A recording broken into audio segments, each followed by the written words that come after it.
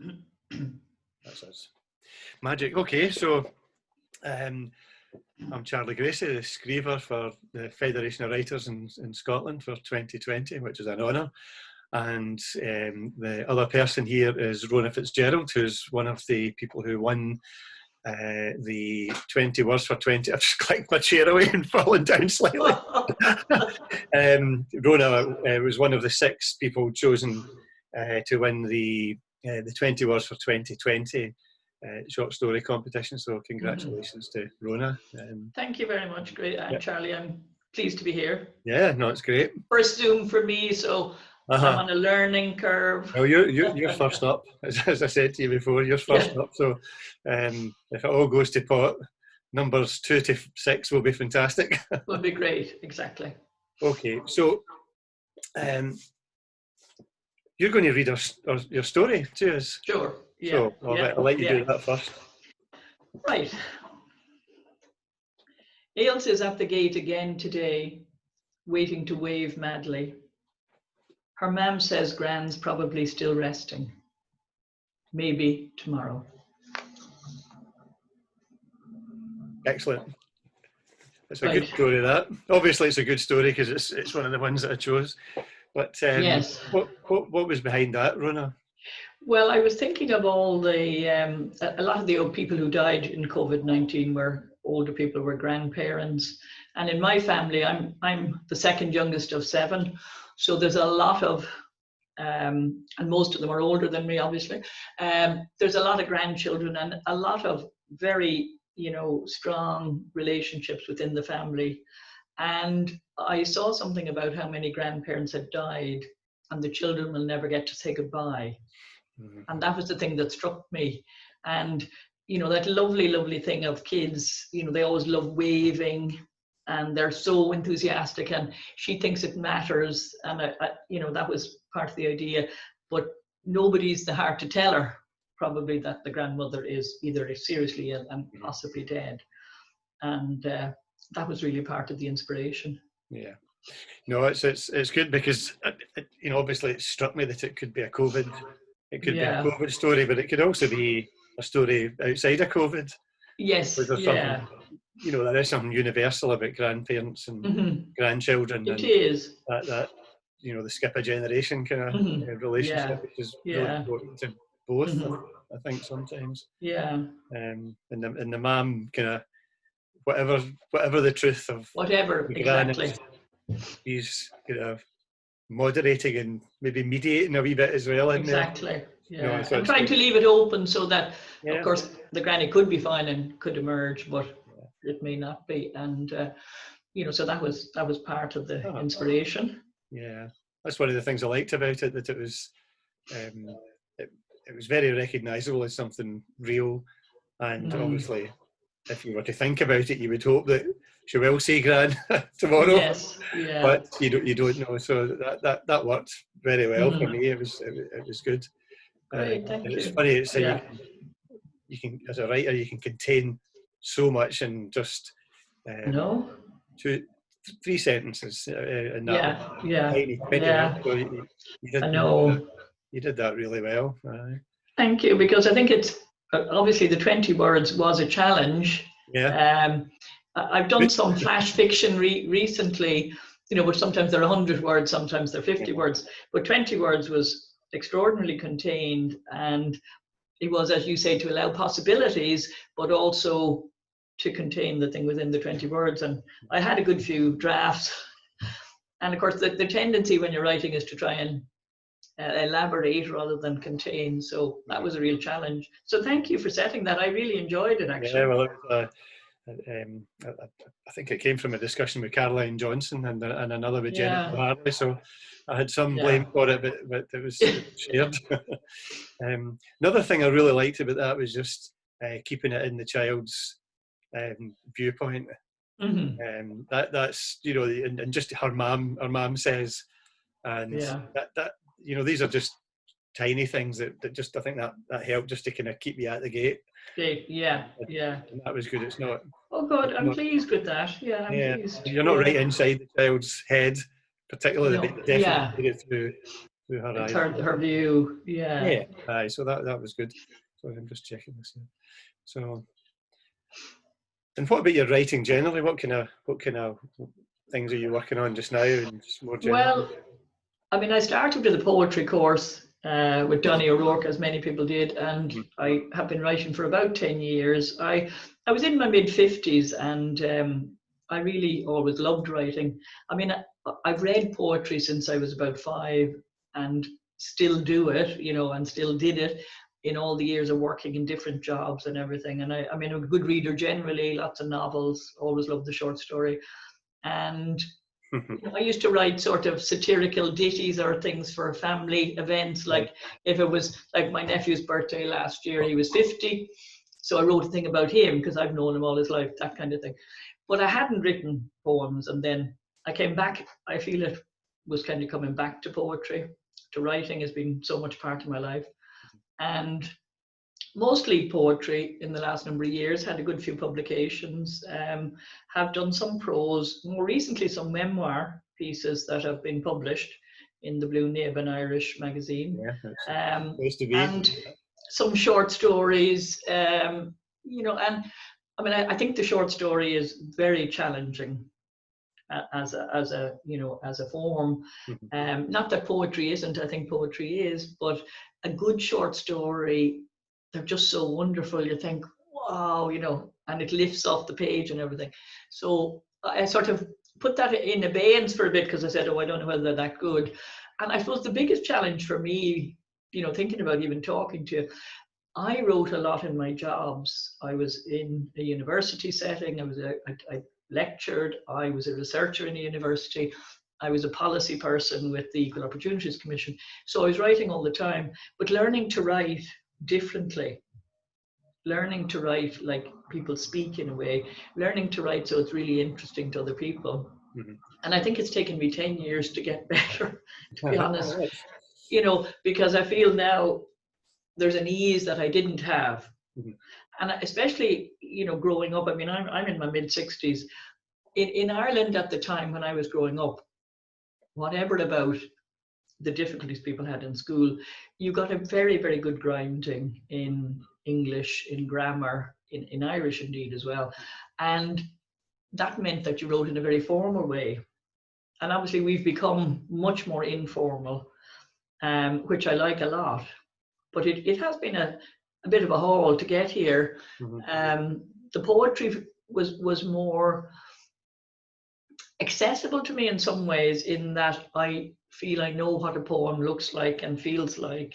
And, you know, the prose, I'm coming back to, I'm writing more. I even started a novel, so we'll see how that goes. Yeah. It's a terrifying prospect, I think. It is. So obviously, one of the things that I have the impression in Ireland that poets are broadly considered positively, I feel like. Yes. You know, President Michael D. Higgins is a poet, obviously. He is indeed. Poets generally are seen as a kind of a vital part of the society, the way that Russian poets might have been as well. Yes. And certainly poetry books are more expensive in Ireland. Well, which is interesting. Everything is more expensive now in Ireland. But yeah, so it's that there is. So it's quite interesting. Lots of very good Irish poets and short story writers. There are, and I think poetry is valued enormously, and people have a great graw for the filla, you know, the poet. But it's interesting. There isn't as much institutional support for the arts as there could be in a country that says this is our zeitgeist. You know, this is our soul, and people will still say that to you. Yeah. That, you know, Ireland has not been a very industrial nation. It is post-industrial now, and you know, there's lots of, but writing and the creative life and all of that has been so much part of the context of Irish life. And people do buy poetry books, which I think is a marvelous thing. And not just Seamus Heaney, but they'll buy other people as well. I have a friend who owns the bookshop in Bantry. They only bought it 2 years ago. And she said last year during the literary festival, every poetry book in the shop sold out, including by local young poets. Mm-hmm. And she was charmed, but she was also quite surprised. Yeah, that's great. So I think those traditions are there. I suppose my reflection on it would be that women were not given the same place in a sense that men were. You know, Eve Ann Boland, people know, and she only died recently. But she wrote about trying to find a place in the Irish canon and sort of be respected. And that women's lives became something that people thought was worth writing about in poems. Well, that's a general experience for It women. is, isn't it? Yeah.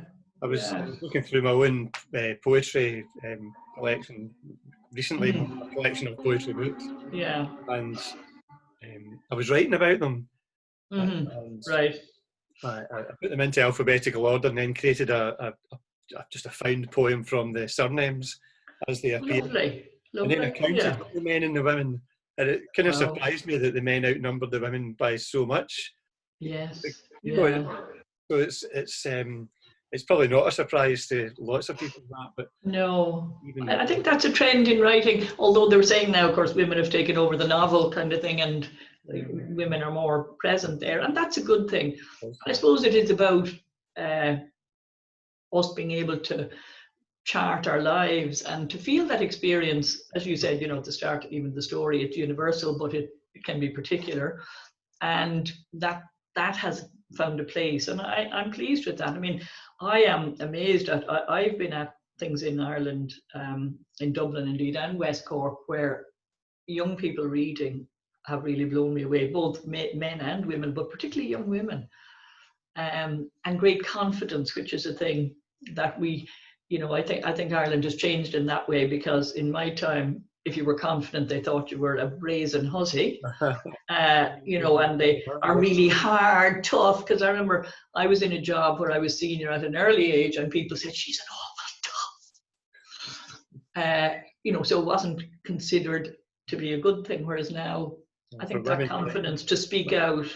My sister's a senior manager in the health service. Is she? Yeah. She's a strong, confident woman. And she's been at a senior level for a number of years. And she bought herself a mug for her desk that said, "I'm not bossy, I'm the boss." Yes. It's really, I thought that was a lovely phrase. It is a nice way to do it, isn't it? It is. And to assume that, and you know, and I think getting back to the writing, of course, I had a reasonable career. I had senior jobs. You go back to, I've written about this in a memoir piece, you go back to being a novice in your mid-50s, a novel's writer, and it wasn't so much even the loss of, you know, what the Japanese might call face, or feeling a loss of confidence, but I knew I had an awful lot to learn.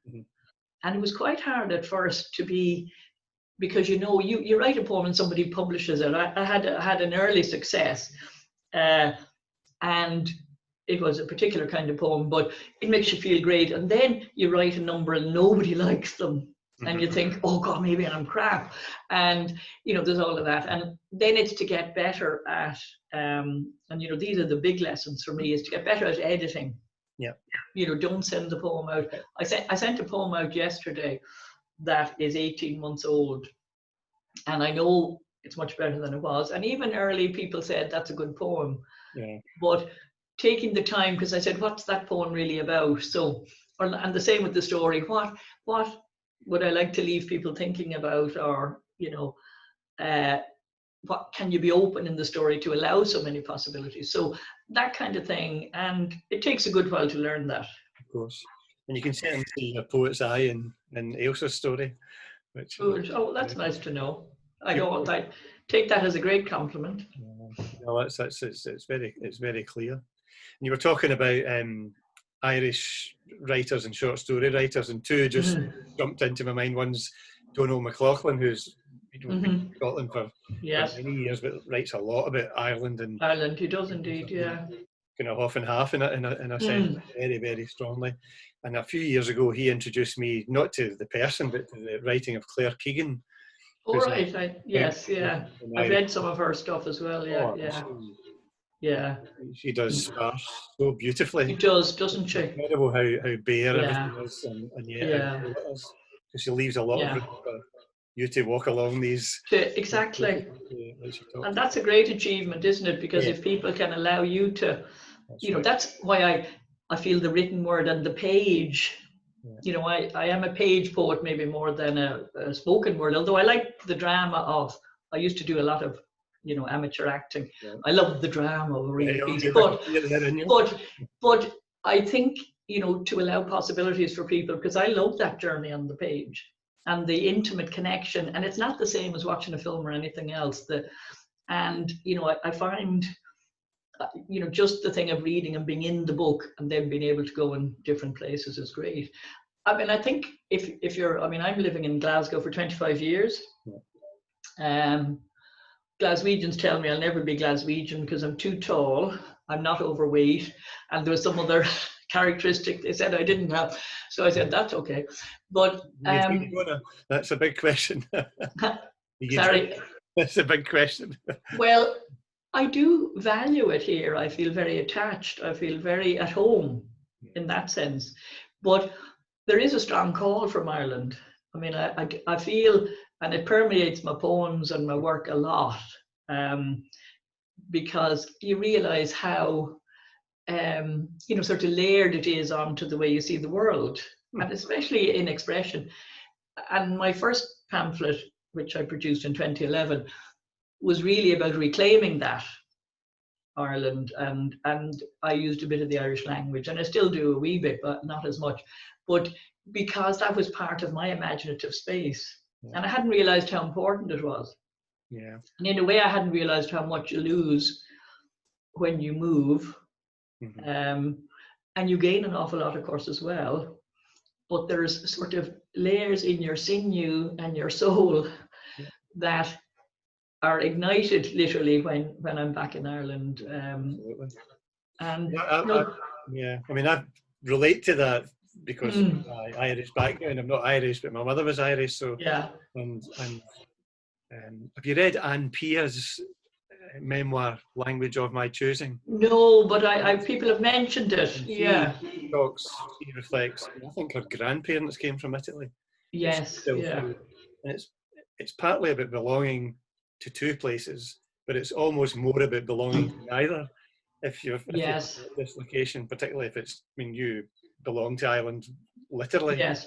But where there's that kind of dislocation, it's that's a really good book for I must have a look at that. That kind of sense of having two identities and none at the same time. And none in a way, and then is there a difference between, people used to say, when we go back to Ireland, people always say, welcome home. Yeah, I would get that when I go to Dublin. It's fine. I say fine, but I say to them, actually, Glasgow is home now, but Ireland is belonging maybe in a different kind of way, because, there's things you don't have to explain to people in terms of, conversation and exchanges and daft phrases. There's kind of things that hit me when I'm on the street of Dublin, and I think, I was in a changing room in Dunn Stores last year, and I had only just gone grey. And this little owl Dublin woman was beside me, and she said, owl ones are us. And I said, excuse me?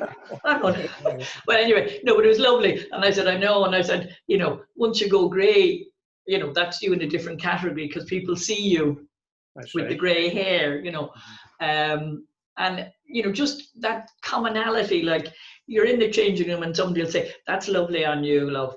I tell you what, a nice pair of shoes, or something like that. Now you get that in Glasgow as well. I get great fellowship in Glasgow. To the extent. Yeah, I do. I get great fellowship, but in Dublin, you can tease back and quip a wee bit more. And I'd probably be a bit more at ease than I would be. Very much an Irish trait. Yeah. You get it in Balik and places in the north as much as way down, so it's a kind of, it's very much a trait, whatever side of the border as well, But I suppose not quipping too much is a good thing. I think one of the things I reflect on when I'm in Ireland is that a lot of people do try to be funny. Some people are naturally very funny. Some people have a great sense of the ridiculous, which I consider to be a very different thing. That's Beckett, I think, is a great sense of the ridiculous. But I think then at the same time you have to say to yourself, actually, there are some things that are worth taking seriously. Mhm. You know, people would have a perception of me that I was very serious about my work. Mhm. And I felt like saying, why not? Yeah, well, Actually, I value, you know, when I was in the workplace, I value my poetry now. I work hard on my writing. I work almost every day. So, you know, some people think, oh God, that's so heavy. It's so serious. You're not great fun. So there's that. That's a legacy of Ireland that I wouldn't be as happy with. right. Although many people are naturally very quippy and droll and light. There's a lightness there that's good. But you don't have to take your work seriously. Yeah, no, I agree with that. And certainly your story, you know, there's obvious serious kind of undertones to that, but it's not the dead hand of the story, if you like. Good. You Oh, know, that's nice to you're not kind know. of I clobbering value people. that actually. Yeah. Yeah, and it's, you know, it's clear that's where you go. That's where I went Yeah. with it, to a kind of, oh right, I wonder Yeah. what's wrong, you know, kind of thing. But Yeah. the way it's written is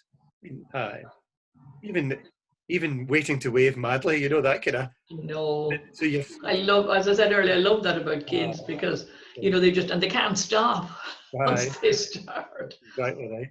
We have lots of great, well, I'm a great, you know, I think my my grandniece, I said a little boy.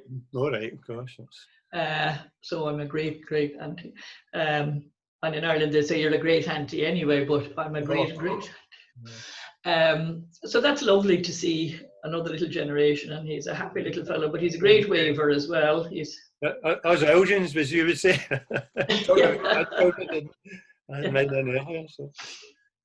Anyway, so no, and thank you. I'd just like to say thanks to the Federation for the opportunity. I mean, that was one of the good things I did here. I joined the Federation maybe 12 years ago or so. And it is good. I think it gives you a sense of belonging to a group of writers. There's lots of encouragement. There's events, there's things, you meet people. I think having the scriever and the macker is a brilliant idea. And I think, you know, I value this opportunity, and, you know, I always value a plug for Anne Clark. The newsmail is great because there's so much in it. It's incredible. Isn't it? Yeah, it's a work. It's a lot of work in that now. A lot of. And I think part of Anne's commitment to that is because of the commitment back from members. It's not not an organisation that people just join and kind of sit back in. Yeah. There's a lot of activity, and that's part of what this is about. You know, the reason for not just doing a competition and then a winners, you know, which is a good thing, of course. Yeah. But this just gave another opportunity to actually introduce some of the members of the federation to other members and to everybody else. And you've been a great start, Rona. Thank you. Well, I'm sure you'll be able to edit it if you need to. Eh? Oh no! You can probably edit. I think we're going to cut most of it out, just of me. No, I didn't mean like that. But sometimes people do have a time slot or a. Well, I think. No, I didn't think you were going to do like one of the few times I was on a news type program, you know, and I said quite a lot. And they have me with one little half sentence at the end, and you say, "That's not what I said." Yeah, that was your moment of fame. I know. And people said, somebody was saying to me, "You looked fabulous," and I said, "Yeah, what did I say?" Yeah. So no, this is a good. I've actually found the Zoom quite comfortable, but it's also it's fine, isn't it? I think it's great to have a chat, and it's. I think what's been very important in the Federation is seeing the level of craft of people who are experienced and who are fabulous, you know, who are well published, and it's brilliant, and it does inspire you, and it does help learn a lot, you know. Well, listening and learning from other writers is a great. It's vital. I mean, I've been fabulous. to writers groups over the years, and I couldn't do anything without the writers group. So, yeah. You get honest, proper feedback, even when it hurts. Yes, and you learn to deal with it better, don't you? Yeah, and you also, that's one of the things, is not to be crushed. Oh no. I mean, too soon. Yeah. You know, because you know people want you to get a better story. I've had that with a few of the groups I'm part of, particularly the Phoenix Poets. I'll give them a plug. And we rise from the ashes every so often. But it's marvelous. It's marvelous, and it's invaluable, and you learn to take it as part of improving your story, your poem, your novel, whatever, rather than to say, oh my God, my story is not any good. All stories are. I heard of a writer who started every page with "This is shite," and that was just a reminder all the time that the stuff you put down the first time is always edited and improved. And if you think you put it down and that's it, then you've lost the very. Well, that's true. Anything come out fully formed. Yeah, because I think your introduction is usually you. I found that I was editing something the other day and I said, oh, that whole first paragraph has to go. You don't need to say that. You're telling them down later. So that's often the door into the story or the door into the poem. Yeah. Cut it out. So another thing about a writer's group is that you learn about your own writing through critiquing other people's. You can identify things in somebody else's work. Yes. Then to your own. So, that's true. And it does give you sometimes different vocabulary or a way of expressing things that you mightn't have had. You know, I often find people use a word and I think, oh, that's a great word, or I haven't used it, or would I use it? And sometimes I can't because it's not one of my word hoard, as I call it, but it's great. And sometimes there's a word and you think, wow, there's always one that changes something and it's a really good word. And if you get a few of them, because you're listening to people, I do like listening to poets read, short story, novelist, anyone reading from their own work.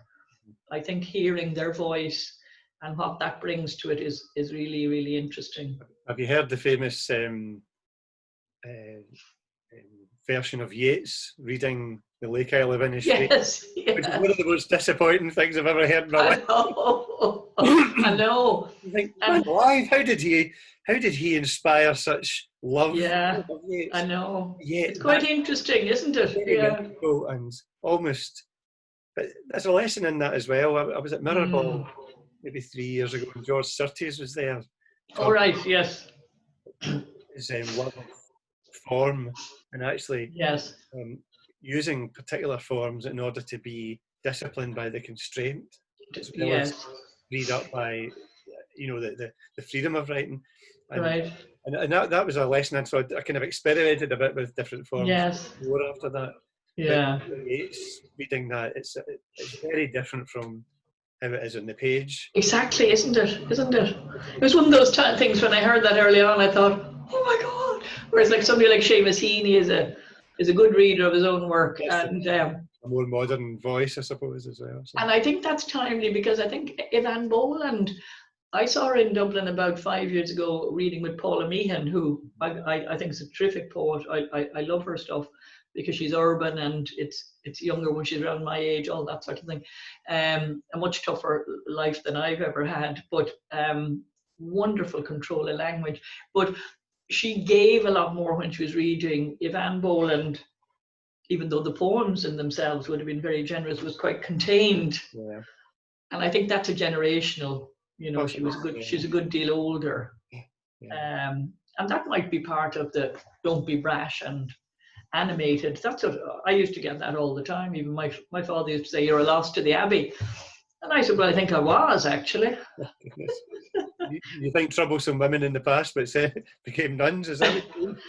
Well, I think animated people maybe did, you know, because it was a bit of a put down, but I used to say to him, well, the Abbey is a loss to me. I did a lot of drama when I was younger, but mainly because I loved the text.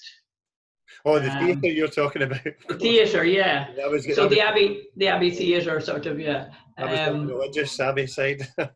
Yeah, no, I mean it was, but of course it wasn't exactly a respectable career either to be an actress. So, but it also meant you were over animating stuff, and I went through a phase of not animation, and then I did a course. I did a week-long course. It was a treat to myself in RADA in London at the Royal Academy, and they were saying, bigger gestures. Don't forget to express who you are. And I was thinking, oh, I've done 50 years of the reverse now. Hold it all back. There you go. I'm holding it all in. So, well, that's great. So if I'm over animated, I blame RADA for it now.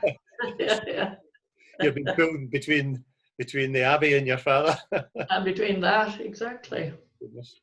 Oh, well, listen, that was a joy speaking to you. And you too, Charlie, lovely to me. I mean, I've seen your reading and loved it. I hadn't actually sort of met you, but it has been, and you've made this a very, very nice interview. Thank you very much. It's a pleasure. Thanks. Ciao.